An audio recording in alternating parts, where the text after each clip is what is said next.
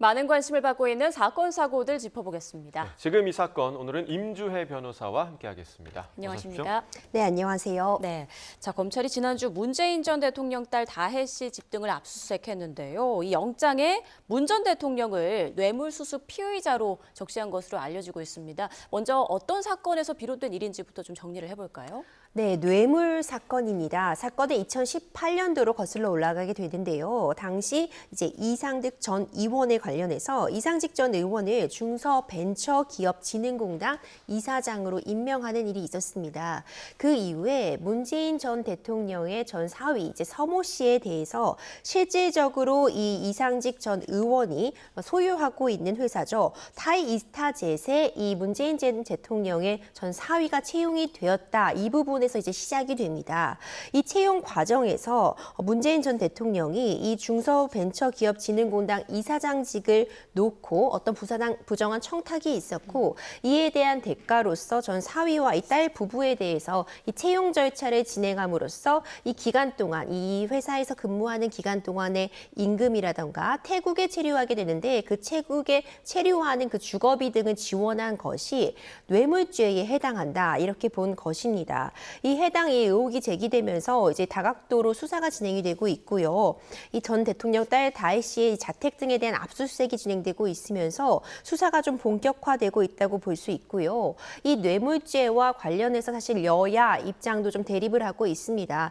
이와 관련해서 특정한 어떤 겨냥을 하고 있는 수사다라는 비판도 있고 이에 따라서 명명백백하게 이 사실관계를 밝혀야 한다 이런 입장이 좀 팽팽하게 맞서고 있으면서 수사 결과를 좀 지켜볼 필요성이 있을 것 같습니다. 네, 자 그러니까 이제 말씀해주신 대로 직접적으로 이렇게 뇌물을 줬다 이게 아니라 전 사위가 항공사에서 받은 급여, 그다음에 태국으로의 이주비 한 2억여 원 가량을 뇌물로 본 건데 그 근거는 뭡니까?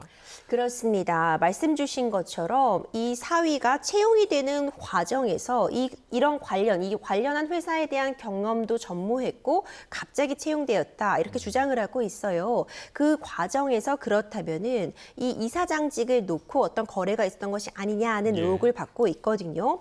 여기서 이제 문재인 전 대통령이 피의자로 적시된 부분에 대해서는 이전까지 이 해당 채용이 있기 전까지 이제 딸내 가족의 어떤 생활비를 문재인 전 대통령 내외가 좀 지원한 그런 부분이 있었고 이 채용이 진행된 이후에는 매달 월 800만 원 정도의 급여 그리고 태국에서 거주하기 위해 드는 거주비 등 월 350만 원 정도가 해당 회사를 통해서 지원이 되고 임금이 지급이 되었기 때문에 그 이후로는 문재인 전 대통령 내외가 딸내 부부의 생활비를 지급하지 않았습니다. 그렇기 때문에 그 부분, 이 급여를 받은 부분이라던가 주거비를 지원받는 부분이 문재인 전 대통령에게 이득으로서 이제 귀속이 된다고 보아서 지금 뇌물죄가 적용이 되었습니다. 네, 지금 검찰이 문 전 대통령에게 제3자 뇌물이 아닌 직접 뇌물 혐의 적용을 검토하는 것으로 알려졌거든요. 이 두 가지가 어떻게 다른 건가요? 그렇죠. 제3자 뇌물죄가 있고요. 뇌물죄가 있습니다. 네.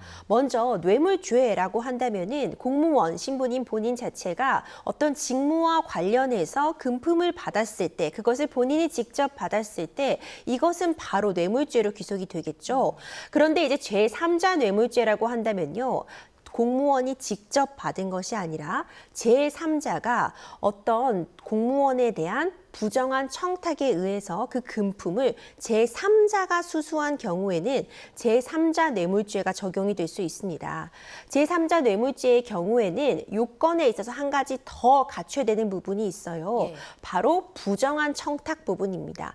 뇌물죄는 직무와 관련이 있기만 하면 어떤 구체적인 부정한 청탁에 대한 입증이 없어도 기소가 가능하고 처벌이 이루어지는 반면 제3자 뇌물죄는 공무원이 수수한 것이 아니라 제3자, 다른 사람이 수수한 부분이기 때문에 부정한 청탁 부분도 함께 입증이 필요하다는 차이점이 있습니다.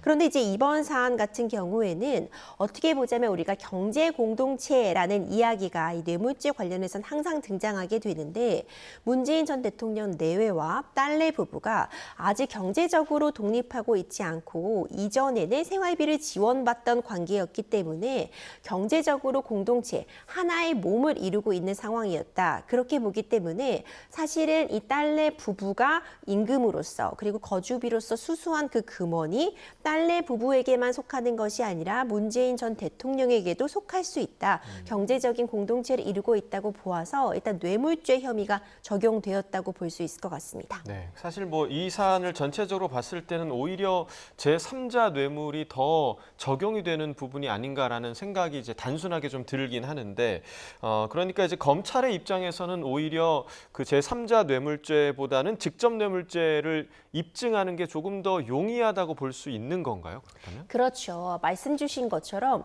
지금도 어쨌든 이 금전을 수수한 당사자가 공무원이 아니라 딸, 그러니까 제3자라고 볼 수 예. 있죠. 예. 딸과 사위이기 때문에 결국 제3자, 사위와 어쨌든 아버지, 장인의 관계는 제3자가 맞잖아요. 예.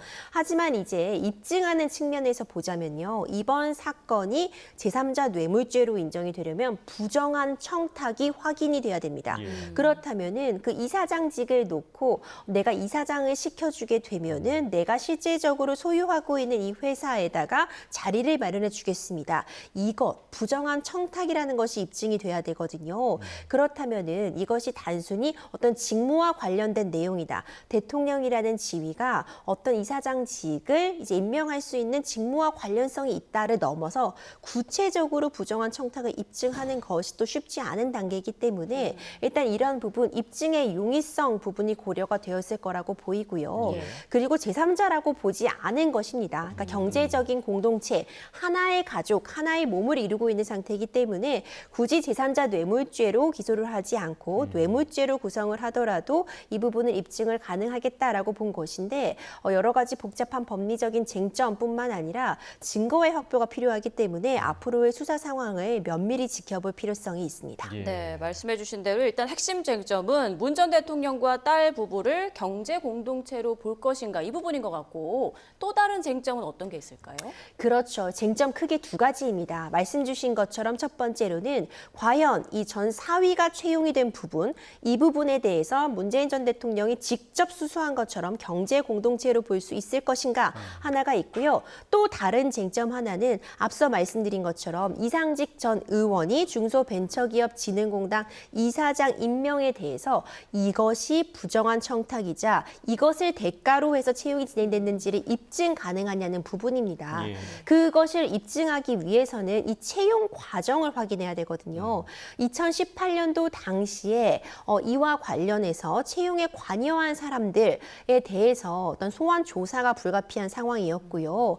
그리고 채용 과정에서 어떤 의혹이 없었는지 아니면 문재인 전 대통령이 이와 관련해서 이상직 전 의원을 좀 채용을 하라고 좀 압박을 한 부분이 있었는지 이것이 문서적인 과정이라던가 회의록 같은 부분에 남아있는지 이 증거를 확보하는 과정이 매우 중요하기 때문에 결국 이 이사장 자리를 놓고 대가성을 규명할 수 있느냐 또 한 가지 이제 경제 공동체로서 딸내 부부와 문재인 전 대통령 내외 부부를 하나의 경제 공동체로 볼 수 있느냐 이 두 가지가 이번 사건의 가장 큰 쟁점이 됩니다. 네. 예. 자, 임종석 전 비서실장 등 그 문재인 정부 당시 청와대 인사들에 대한 소환 조사가 지금 계속 이어지고 있잖아요. 과연 문 전 대통령 소환 조사가 이루어질까? 이 부분이 가장 큰 관심인데 어떻게 보세요? 그렇죠. 그 부분이 많은 관심을 받고 있습니다. 일단 압수수색 영장에 문재인 전 대통령이 피의자, 뇌물죄의 피의자로 적시가 되었다 이런 이야기가 나오고 있기 때문에 소환조사 불가피한 것 아니냐 이런 이야기도 함께 나오고 있습니다. 예.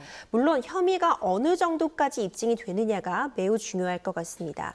이 채용 과정, 그러니까 이 이상직 전 의원의 이사장 임명 과정에 관여했다고 볼 수 있는 인물들, 임종석 전 비서실장도 지금 출석을 조사를 받았고요. 조국 대표도 지금 검찰 출석해서 조사를 받고 예. 있거든요. 그렇기 때문에 이 과정에서 어느 정도까지 증거가 확보되느냐를 한번 살펴볼 것 같습니다. 그렇기 때문에 어쨌든 전직 대통령 부분이라는 부분들을 예우해서 그리고 그 정도 대면 조사까지 필요 없다고 본다면 서면 조사 등으로 가름할 수도 있겠지만 어느 정도 이 이사장 채용 과정에 특혜 의혹이 있다거나 아니면 부장원 청탁이 일부 확인이 되는 측면이 있다면은 그때는 대면 조사도 불가피할 수 있기 때문에 아직 대면 조사 여부에 대해서 속단하기는 이르지만 지금 쭉 조사가 진행이 되고 있고 특히 최근 문 전 대통령 부부에 대한 계좌 부분도 지금 조사가 되고 있어서 관련된 증거들을 종합적으로 확인해서 어느 정도 혐의점이 확인이 된다면 그때는 소환 조사도 가능한 상황입니다. 네, 여야 정치권에서 예민하게 대립하는 또 사안이기 때문에 증거 확보가 어느 정도 될지 이 부분도 좀 지켜봐야 할 것 같습니다. 자, 다음 주제로 넘어가 보겠습니다. 저희가 준비한 영상 먼저 보시겠습니다.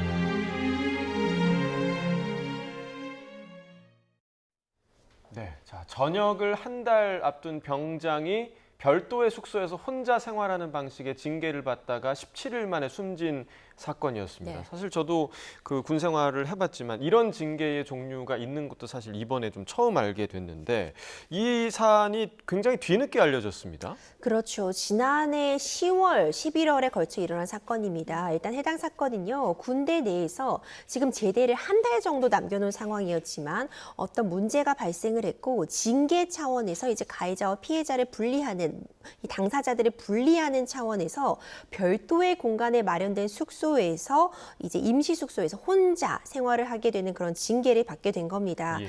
이 징계가 시작된 시점이 10월 26일이었는데요. 17일 정도 혼자, 그러니까 식사도 혼자 했고 별도로 훈련도 여러 된 상태에서 이 홀로 숙소에서 지내다가 11월 11일 격리 17일째에 숨진 채 발견이 된 겁니다. 불과 전역을 한 달 정도 남겨놓은 상황이었기 때문에 이와 관련해서 지금 이 사망의 원인이 무언지 그리고 좀 안타까운 지점이 이렇게 격리를 하면서 지내다 보니까 원래 군 생활은 엄격한 규율이라던가 그 시간표에 맞게 생활을 하게 되는데 혼자 점호 같은 부분을 받지 않았습니다. 네. 그렇기 때문에 이제 사망이 확인된 시점도 너무 늦었던 것이 아니냐 이런 얘기가 나오고 있어서 이제 관련한 당사자들에 대한 수사가 좀 불가피한 상황입니다. 네, 의문점이 굉장히 많은 사건인 것 같은데요. 일단 당시 그 병장이 홀로 생활한 기간이 17일이었잖아요. 군법에는 근신 기간을 15일 이내로 규정하고 있다고 하던데 어떻습니까? 그렇죠. 이제 근신이라는 표현이 사용됩니다. 이제 근신이라고 한다면은 뭐 훈련이나 교육 같은 부분을 제외하고 평상 근무에 복무하는 것을 금하고 이제 일정한 장소에서 비행을 반성하게 하는 걸 근신이라고 하는데 이 근신할 수 있는 기간이 15일 내외로 정해져 있었던 거죠. 그런데 이번 사안 같은 경우는 17일 동안 이미 이런 근신 처분을 받았던 것으로 확인이 되고 있습니다. 물론 어찌 보자면 지금 전역을 얼마 남지 않은 그런 상황이기 때문에 다른 부대로 보내기보다는 이렇게 근신 처분, 별도의 공간에서 격리하는 것으로 징계를 가름하고 있었다. 이렇게 또 군대 쪽에서는 입장을 밝히고 있어요. 예. 근데 이런 부분도 어떻게 보자면 이 근신을 어떻게 처리할지는 지휘권자의 재량도 인정될 수 있는 부분이라는 점도 이른 수긍은 가능하나 일단 근신을 할 수 있는 그 기간을 넘긴 것은 분명한 것 같고요.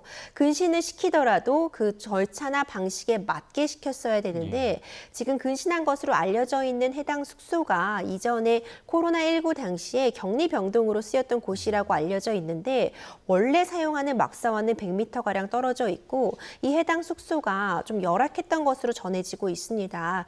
욕실 부분에는 뭐 곰팡이도 피어 있었다 이런 얘기가 나오고 추위를 호소하기도 했다 이런 얘기가 나오고 있어서 좀 안타까운 지점은 근신이 필요하다고 했었다면은 그래도 적절한 관리가 되는 장소에서 어떤 통제 하에 이루어졌어야 됐는데 이 사망 사실이 이제 오후 1시에야 발견이 되었는데 그것도 점호 과정에서 발견된 것이 아니라 다른 간부가 이제 해당 숙소에 다른 물건을 찾으러 갔다가 우연히 발견하게 된 것이었거든요.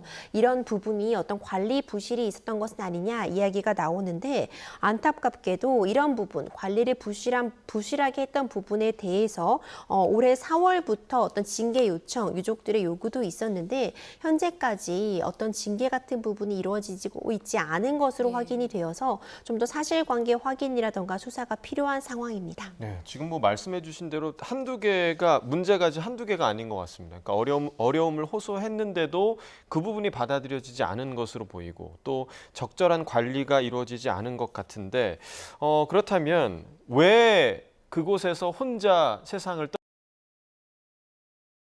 살펴보니까 부검 결과 불명으로 나왔다고 하는데 이 부분이 굉장히 좀 의문점이 큰 부분이에요. 그렇죠. 이제 발견 당시에요. 이불을 이제 뒤집어 쓰고 있는 상태로 발견이 되었습니다. 네. 그런데 이제 국과수의 부검 결과 뚜렷한 어떤 사망 원인을 찾을 수 없다는 불명이 나왔어요. 그러니까 말 그대로 이제 돌연사인 것인데 물론 부검 결과 사망 원인은 이제 불명이나 청장년 급사 증후군일 가능성이라는 단서가 붙어 있긴 합니다. 예. 하지만 이 역시도 결국 사망의 원인을 명확히 알 수 없다는 뜻이에요. 그러니까 이와 관련해서도 사실 유족들은 어떤 궁금증 그리고 어떤 안타까움만 더할 수밖에 없는 상황이거든요. 그런데 이제 사망 원인이 불명으로 확인이 되었지만 확인한 부분에 따르면은 일단 타살 가능성, 다른 범죄 혐의라던가 이 죽음에 있어서 외부적인 요인이 개입될 가능성은 이제 없다고 보았습니다. 그렇기 때문에 민간 경찰로 이첩하지 않고 네. 군사 경찰 선에서 이제 사건이 종료가 되었었거든요. 그렇기 때문에 이제 이런 부분에 대해서 유족들은 여전히 궁금한 부분이 있고 억울하게 생각하는 부분이 있다면 이를 소상히 설명하는 그 과정을 거쳤어야 하는 게 아닌가 이런 좀 아쉬움이 남습니다. 예. 네, 그러니까 왜 숨졌는지 원인도 불분명한데 이걸 군이 또 민간 경찰에도 넘기지 않았고 그러다 보니 의문이 더 쌓이는 그런 분위기인데 사건이 발생한 지 이제 10개월 가까이가 지났는데 책임 있는 간부들에 대한 징계가 전혀 이루어지지 않고 있어서 이 또한 문제가 되는 것 같아요. 그렇죠. 관계자들에 대한 징계 요구가 있었고 어쨌든 지금 문제가 될 만한 부분, 적절한 시간에 그 점호 같은 부분을 지키지 않았기 때문에 사망한 시점 이후로 시간이 한참 지난 다음에 발견된 부분에 대해서는 사실 관리 소홀이 충분히 문제가 될 수 있는 사안이거든요. 예. 하지만 이제 유족들에 따르면은 이와 관련해서 어떤 진상 규명이라던가 이런 부분이 요청이 있었음에도 불구하고 제대로 된 징계가 현재까지도 지난해 11월에 있었던 사망 사건임에도 불구하고 현재까지도 이제 징계가 이루어지거나 하진 않았기 때문에 이 부분에 대해서 좀 억울한 심정을 토로하고 있습니다. 순직 여부도 아직 결정이 안 된 상황이기 때문에 좀 관련해서 조속한 해결을 기대한다는 입장을 밝히고 있거든요. 그렇기 때문에 알릴 부분이 있다면은 소상하게 알려야겠지요. 예. 그 어떤 의문점도 남아서는 안 되기 때문에 관련된 내용에 대해서 유족들이 궁금해하는 부분이 있다면 그리고 좀 더 알고 싶어하는 부분이 있다면 이것을 소상하게 설명하는 것까지가 책임감 있는 태도가 아닌가 싶습니다. 네. 자, 군 관련 사건 사고가 일어날 때마다 이렇게 군이 제 식구 감싸기를 한다. 이런 비판이 굉장히 좀 많이 나오곤 하는데 말씀해 주신 대로 이게 지금 거의 뭐 한 10개월 이상 지난 사안인데 꽤 지난 지금 시점에서 어떤 걸 지금 할 수 있을까요? 그렇죠. 이제 10개월 정도 지난 사안 맞습니다. 하지만 관련해서 당시에 어떤 과정에서 이렇게 근신처분, 별도의 공간에서 홀로 지내는 근신처분이 이루어졌어야 됐는지 이런 부분은 어떤 문서상으로 충분히 남아있을 수 있을 것 같습니다. 그리고 그 당일에 왜 별도의 이 사동에 대해서는 관리가 소홀했는지 만약 지속해서 뭐 추위를 호소했다 이런 얘기도 나오고 있기 때문에 해당 그 별도의 공간에서 숙식하는 부분에 대해서 힘듦을 토로한 부분이 있다면 이것이 제대로 한번 들여다본 적은 있는지 이런 부분에 대해서 사실 최대한 관련자들의 진술이나 아니면 남아있는 서류 등을 검토해서 확인하는 과정은 필요할 것 같고요. 예. 만약 이 과정에서 어떤 행동에 대해서 책임을 져야 하는 존재가 있다면은 이에 대해서는 또 빠른 징계 처분이라던가 후속 대처가 있어야지 우리가 이제 군대라는 공간을 안전하게 느끼고 그리고 누구라도 또 정해진 규율에 따라서 생활하는 공간이라는 인식을 다시 한번 확인할 수 있을 것 같습니다. 네, 혹여나 은폐하거나 축소한 건 없는지 좀 철저하게 밝혀줘야 될 것 같습니다. 다음 주제로 넘어가 보죠. 먼저 관련 영상부터 보고 오겠습니다.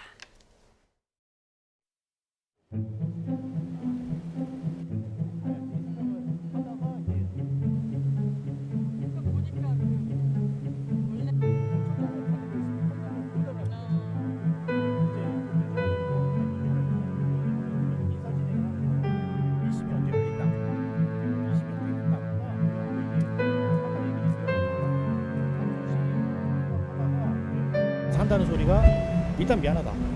자기가 지금 뭐 번아웃이 왔다. 두 번째로 뭐 자기가 3억 원의 사기를 당했다. 그래서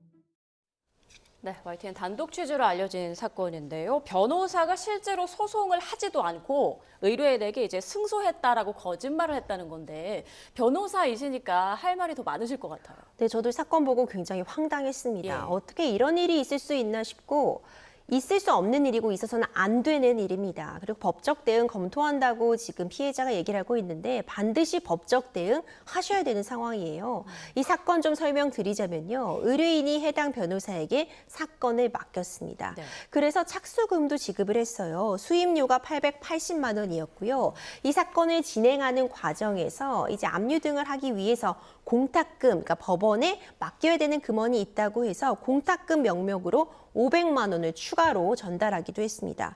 그런데요, 그 이후에 승소를 했다는 연락을 피해자가 받게 됩니다. 승소를 했다는 연락을 받으니까 당연히 이 변호사에 대한 신뢰가 올라가게 되고 그랬더니 이제 이것은 1심이고 항소심, 2심에 가게 된다고 하니까 항소심을 맡기는 비용까지도 지불을 했습니다. 그게 또 항소심 비용이 330만 원 가량 돼서 총 1,500여만 원을 해당 변호사에게 이 피해자는 지급을 한 겁니다. 그래서 이제 이 피해자가 이 항소심에 가기 전에 1심 판결, 그러니까 승소했다고 하니까 승소 판결문을 달라고 하니까 차일피일 미뤘던 겁니다. 근데 결국은 이 판결문을 받아내게 됐는데 이상한 점을 발견하게 된 거죠.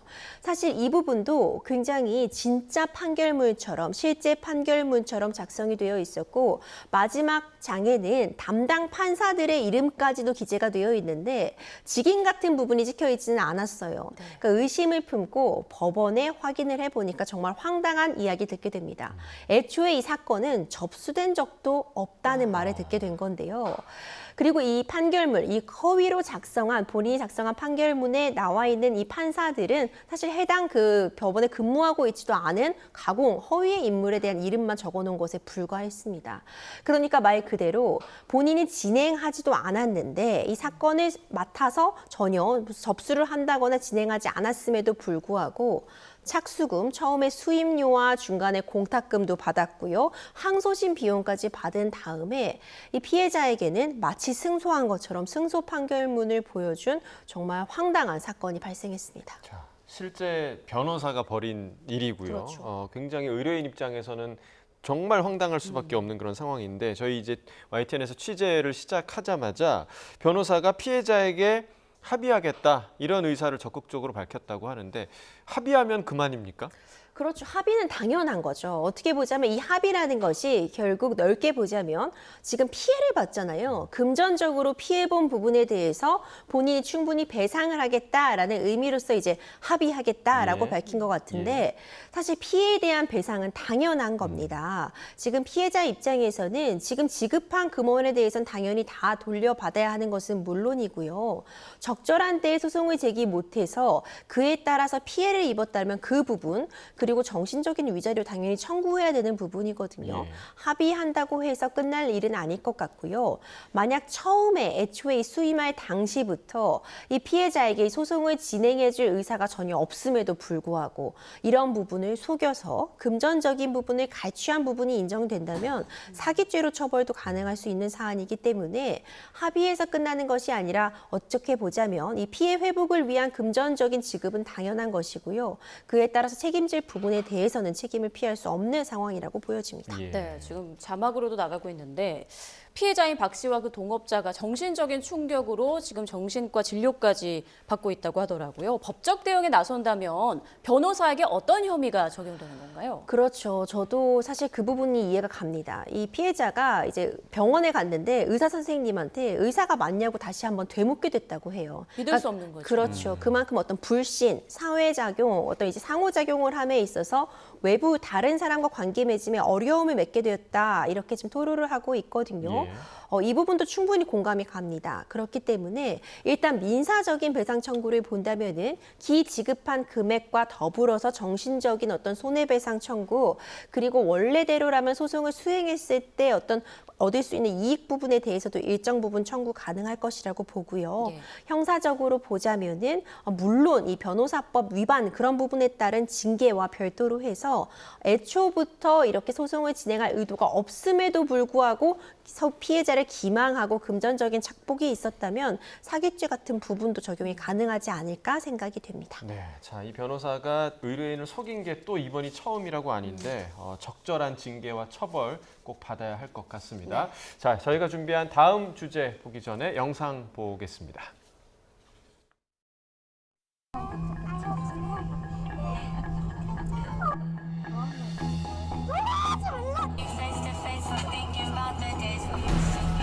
코드 좀 써주시겠어요?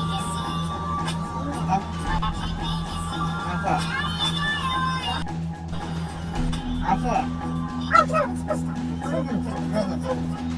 아, 써갈 것 같아. 문제 무서운데? 신호가 있을 때는 이거요. 안 썼는데 너라는 진짜 갖고 싶으면 운전을 똑바로 해! 내 돈을 빼고 나를 운전을 어떻게 해주겠어요?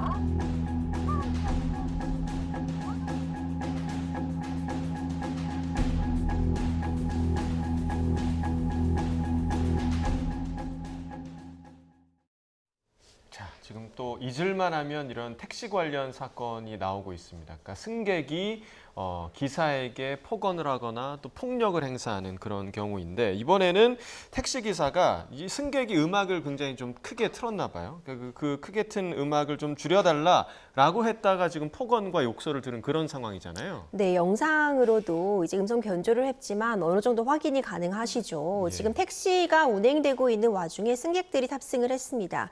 그런데 앞자리에 앉은 여성이 노래를 굉장히 크게 틀고 있었어요. 이 노래를 틀고 이제 어떤 영상 같은 걸 촬영하는 그런 모습을 보여줬는데 예. 노래 볼륨이 너무 크다 보니까 기사 입장에서는 운전에 방해가 된다고 느꼈고 볼륨을 좀 줄여달라고 부탁을 하게 됩니다. 그랬더니 이 승객이 반말로 바로 응수를 하게 돼요. 뭐 기다려봐, 알았어. 심지어 오빠는 조용 쉿. 그러니까 이렇게 반말을 하면서 조롱하는 듯한 이야기를 하게 됩니다. 네, 얼핏 봐도 나이 차이가 좀 나는 그런 승객과 기사 택시기사에게 관계인 것 오빠라고 같아요. 하고. 예. 그렇죠. 그러고서는 이제 택시기사가 거듭 지금 줄이지 않았지 않느냐. 운전에 방해가 되니까 줄여달라고 얘기를 하니까 그 말을 듣지 않은 것은 물론이고요. 택시기사에게 뭐 냄새가 난다면서 조롱을 하기에 이르렀습니다. 그래서 결국 택시기사가 이와 관련해서 더 이상 운행하는 것이 불가능하다고 판단을 해서 이제 그 자리에서 내리라고 요구를 했어요. 그랬더니 이제 이번에는 요금을 받으면은 이제 가만두지 않겠다. 이렇게 또 폭언을 일삼았고요. 요즘 다 자동 결제가 되잖아요. 네. 그러니까 어플리케이션을 통해서 택시를 잡게 되면은 이제 자동 결제가 돼서 거기까지 운행한 요금 뭐 6,000원 정도를 자동 결제를 하니까 그 이후에 또 이제 문자를 보내면서 이거 환불하지 않으면은 운전하지 못하게 하겠다 이렇게 협박을 일삼아서 결국 택시기사가 이 부분에 대해서 공포심을 느끼고 환불 처리를 진행해줬다고 하는데요. 예. 좀 안타까운 사고라고 볼 수 있을 것 같습니다. 네, 이 사건의 정황들을 좀 들어봤는데 자 그러면 당시 승객의 폭언 수위 어느 정도였는지 직접 들어보시죠.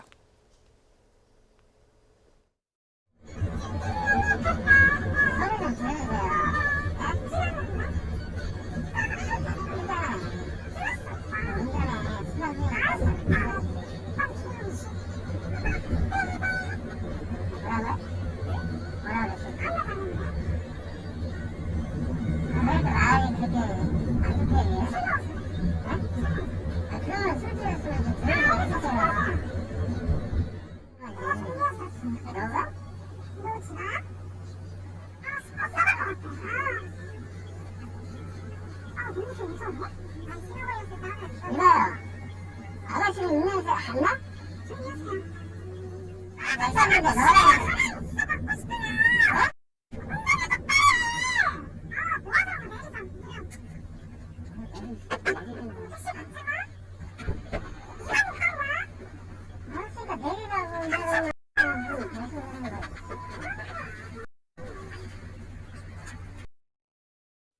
네, 직접 들어보니까 더 황당한데요. 할 말이 없네요. 네, 정말 또 폭언뿐 아니라 말씀하신 것처럼 이제 내린 뒤에 문자 메시지로 기사를 이제 협박을 해서 그 요금을 취소하기도 했는데 이걸 만약 택시 기사가 문제 제기를 하고 문제를 삼는다면 어떤 혐의를 받게 될까요? 그렇죠. 너무 안타깝죠. 이 택시가 우리의 삶에서도 굉장히 중요한 운송수단 중에 하나입니다. 예. 이제 대중교통을 타고 갈 수 없는 그런 곳이라던가 아니면 대중교통이 운행을 멈춘 시간에 택시 누구나 타야 되잖아요. 그런데 문제점이 이 택시 기사들이 굉장히 위험에 노출이 되어 있습니다. 이 취객을 상대해야 되는 부분에 대해서 굉장히 힘들다는 말을 많이 토로하고 있는데 이번 사안 같은 경우가 대표적이라고 볼 수 있을 것 같습니다. 그러니까 이와 같은 경우에 사실 욕설이 난무하고 있잖아요. 네. 이와 같은 경우에 당연히 이런 욕설한 부분 같은 부분에 뭐 모욕죄 같은 부분 적용이 가능할 것이고 한 가지 중요한 부분이 특히 이렇게 운행 중인 차량에서 운전자를 폭행하거나 한다면은 일반 폭행죄보다도 가중해서 처벌을 하고 있거든요. 네. 그래서 이번 사안 같은 경우에도 사실상 지금 어떤 물리적인 접촉이 없었다고 하더라도 이 정도로도 사실 큰 피해를 입힌 것이 분명해 보입니다. 결국 택시기사님이 어떤 공포심, 문자를 보내고 계속해서 이런 식으로 이 요금을 취소하지 않으면은 가만두지 않겠다고 하니까 요금 취소해 주셨는데 너무 안타까운 마음에 이런 제보하셨다고 하고 있어요. 예. 저도 굉장히 안타까운 마음이 들고 이런 행동한다면은 이제 더 이상은 민사적인 배상 책임뿐만 아니라 형사적인 처벌도 가능하다는 점 다시 한번 강조드리고 싶고 운행 중인 차에서 이렇게 난동을 부리거나 폭행을 행사한다면 본인의 안전에도 위협이 됩니다. 예. 뿐만 아니라 운전에 어려움을 겪는다면 다른 차량에게도 다른 보행자들에게도 큰 피해를 끼칠 수 있는 만큼 그렇죠. 이런 행동 절대로 해서는 안 된다는 점 다시 한번 강조드리고 싶습니다. 예, 우리가 늘 이 택시기사 관련 뉴스를 전하면서 어떤 대책이 좀 필요할까 늘 그 고민을 하곤 하는데 이렇게 위험 속에 있는 택시기사들 어떤 대책이 좀 필요할 거라고 좀 보세요? 일단 이런 행동을 하면 안 된다. 강한 처벌이 뒤따른다는 부분에 대해서 어떤 계몽, 교육이 필요한 건 분명한 것 같아요. 예. 그리고 뿐만 아니라 지금 어플리케이션을 통해서 이제 택시를 운영하는 분들이 굉장히 많기 때문에 예. 이렇게 상습적으로 문제가 되는 고객에 대해서는 우리가 흔히 얘기하는 뭐 블랙리스트 작성이라던가 아니면 이용에 대해서 택시기사가 해당 고객을 좀 거부할 수 있는 예. 이런 차원의 징계도 좀 필요해 보이거든요. 물론 이것이 실현화되기까지는 많은 논의가 필요할 것이고 이제 이걸 운영하고 있는 회사들 간의 복잡한 이해관계도 얽혀 있겠지만 언제까지나 이런 폭행에 노출되어 있는 부분을 좌시할 수는 없어 보입니다. 예. 그렇기 때문에 좀 더 높은 수위의 처벌 그리고 운영자뿐만 아니라 이용자 측면에서도 어떤 페널티라고 볼 수 있는 이용 제한 등의 조치가 함께 이루어져야지 실효적인 대책이 될 것이라고 봅니다. 네, 알겠습니다. 지금까지 임주혜 변호사와 주요 사건 사고들 짚어봤습니다. 고맙습니다.